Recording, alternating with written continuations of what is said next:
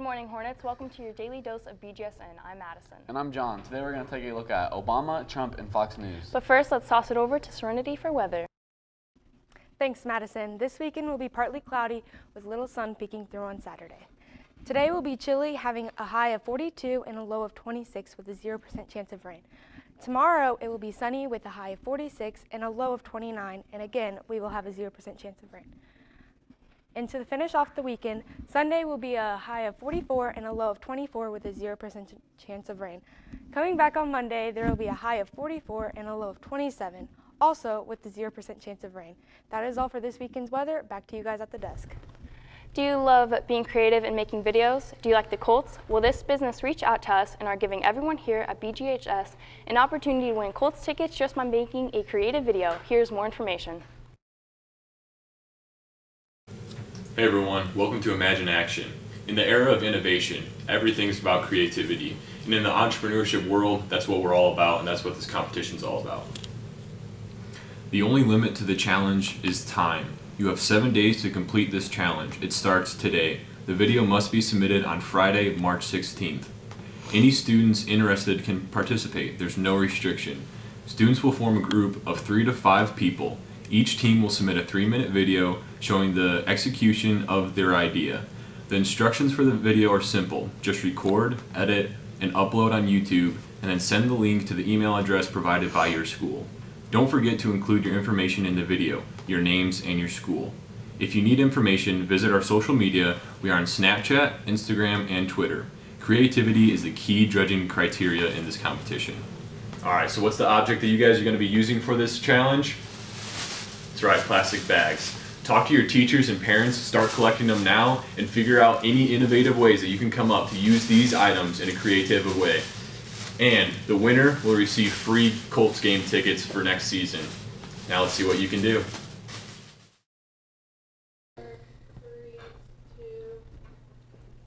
In his expanding war over global trade, President Trump has aimed at an unlikely target, the closest U.S. allies. Trump vowed to strike back at European leaders who said they would retaliate for his promised tariffs on aluminum and steel.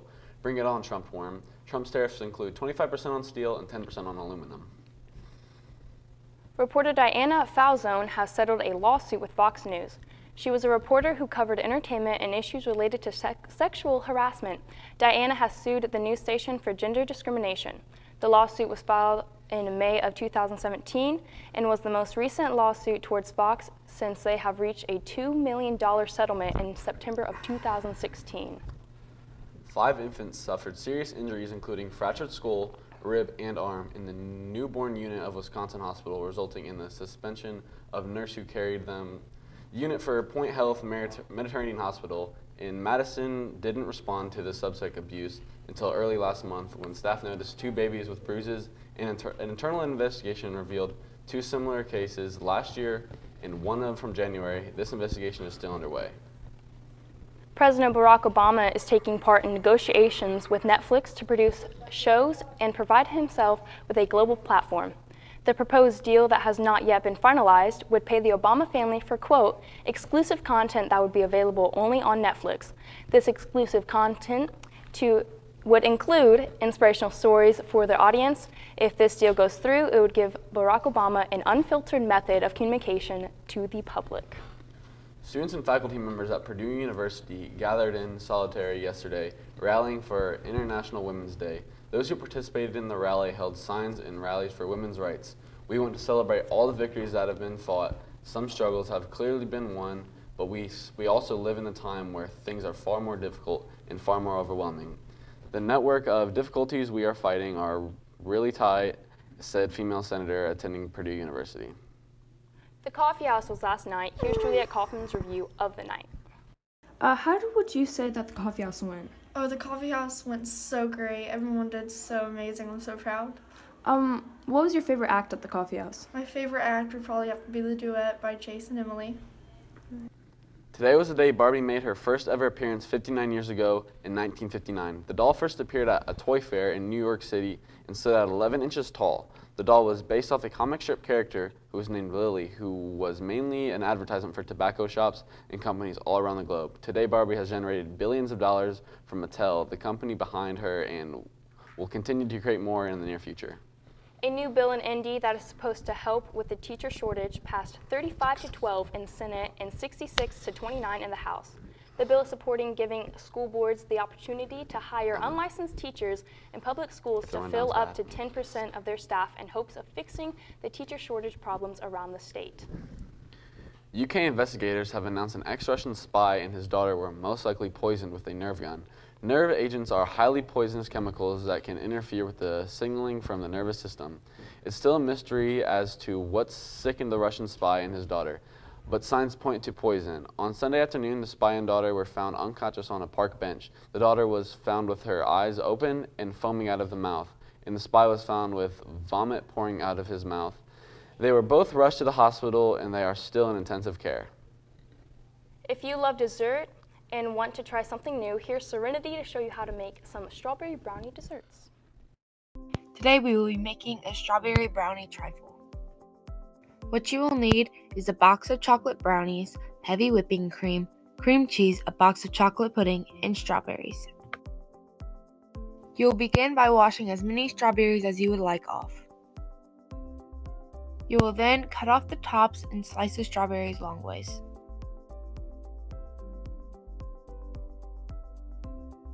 You will make the brownies according to the box that you buy.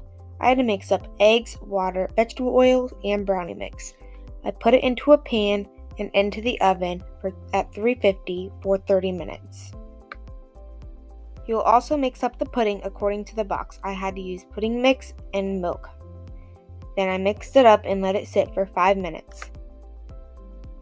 For the cream, you will need a pint of heavy whipping cream, 4 ounces cream cheese, and a 1/4 cup of sugar. You will mix it all up until it looks nice and fluffy. And finally, you can be creative and put it in any order as you would like.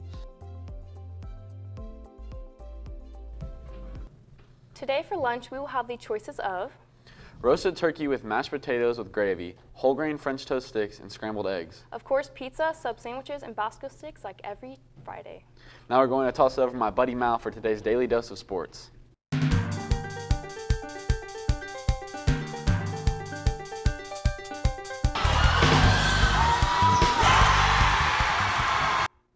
Boys varsity track here at the high school is kicking off tomorrow where they have their first meet. They will be traveling to Anderson University for a Patriot Track Invitational at 3 p.m. Good luck to the boys. In Colts news, it is being reported that the team will likely not re-sign Dante Moncrief. Moncrief had a career low of 26 receptions this year, despite being on the field for 70% of the Colts season.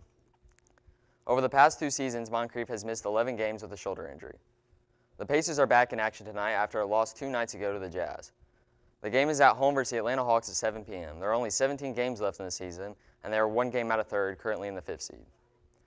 As many of you know, Cavs star LeBron James has been in talks about a potential team switch in the future. In recent news, he could end up in Los Angeles with either the Lakers or the Clippers. James can become an unrestricted free agent at the end of the season, and if he declines his contract, he would have a chance to switch teams. They would need to clear a little cap space, but it would definitely be worth it for the star player. The 76ers and the Rockets also are in the talks, as well as staying in Cleveland. 3-time major winning tennis champion Serena Williams made her return to the court yesterday for her first tournament since giving birth to her first daughter. Williams has been away from tennis for 14 months after winning the Australian Open last year. She beat Zarina Diaz of Kazakhstan in straight sets in the opening round of the BNP Paribas Open. Her next match is in the tournament today against Kiki Bertens of the Netherlands. Last night, Butler basketball came to a huge win. They defeated the Seton Hall Pirates 75-74. This is Butler basketball's first ever win in the Big East tournament since they joined the conference in 2013. Butler will play Villanova tonight at 9 o'clock. Butler beat Nova earlier in the season in the Hinkle Fieldhouse. Last night, Notre Dame Fighting Irish run in the ACC tournament came to an end in the hands of Duke 88-70. Notre Dame will have to wait till sectional Sunday to see if they make it in the tournament. Duke will go on to play North Carolina tonight at 9 o'clock. Today, the Paralympics start in Pyeongchang. They will run from today to March 19th. Events in the Paralympics include ice sledge hockey, wheelchair curling, snowboarding, and many more. That concludes the sports segment for today. Be sure to tune in next week for some news on the upcoming spring sports, as well as some of the successful winter sports athletes. Back to you guys.